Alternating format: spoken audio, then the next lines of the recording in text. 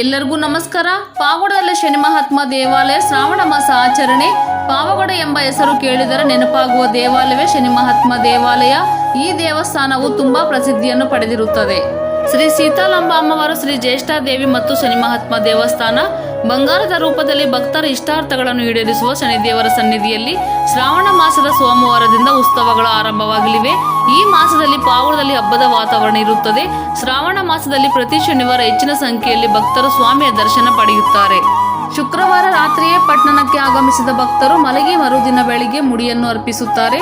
ಶನಿದೇವರಿಗೆ ತೈಲಾಭಿಷೇಕ, ನವಗ್ರಹ ಪೂಜೆ ಮತ್ತು ಸೀತಾಲಾಂಬೆಗೆ ಕುಂಕುಮಾರ್ಚನೆ ನೆರವೇರಿಸಿ ಪ್ರಾರ್ಥನೆ ಸಲ್ಲಿಸಲಾಗುತ್ತದೆ.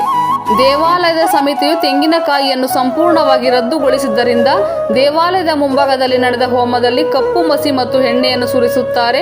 ಭಕ್ತಿಯಿಂದ ಪ್ರಾರ್ಥಿಸಿ ಹಿಂದಿರುಗುತ್ತಾರೆ.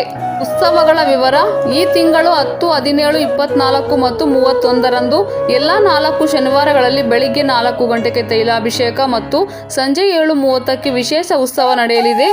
2ನೇ ಶ್ರಾವಣ ಶುಕ್ರವಾರದ ವರಮಹಾಲಕ್ಷ್ಮಿ ಹಬ್ಬದ ನಿಮಿತ್ತ ಬೆಳಿಗ್ಗೆ 9 ಗಂಟೆಗೆ ಸೀತಾಲಾಂಬೆಗೆ ಸಹಸ್ರ ಕುಂಕುಮ ಅಲಂಕರಣದಲ್ಲಿ ಶನಿ ಮಹಾತ್ಮ ಸೀತಾಲಾಂಬೆ ಅರ್ಚನಾ ಮಹಾಮಂಗಳಾರತಿ ನಡೆಯುತ್ತದೆ.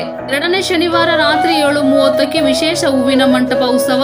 4ನೇ ಶನಿವಾರ ರಾತ್ರಿ 7:30ಕ್ಕೆ ಬೆಳಿಗ್ಗೆ 10 ಗಂಟೆಗೆ ಶನಿ ಮಹಾತ್ಮ ವಿಶೇಷ ಬೆಳ್ಳಿ ಹಬ್ಬ ನಡೆಯಲಿದೆ ಎಂದು ದೇವಸ್ಥಾನದ ಪ್ರಧಾನ ಅರ್ಚಕರಾದ ಕೃಷ್ಣಶಾಸ್ತ್ರಿ, ಸಮಿತಿ ಅಧ್ಯಕ್ಷ ಆನಂದರಾವ್ ಹಾಗೂ ಸದಸ್ಯರು ಊರಿನ ಜನರಲ್ಲಿ ದಿವ್ಯವಾದ ವಾದ್ಯಗಳೊಂದಿಗೆ ಅದ್ದೂರಿಯಾಗಿ ನಡೆಯಲಿದೆ ಎಂದು ತಿಳಿಸಿದರು. ವರದಿ ಮಾರುತಿ, MS ಮೀಡಿಯಾ.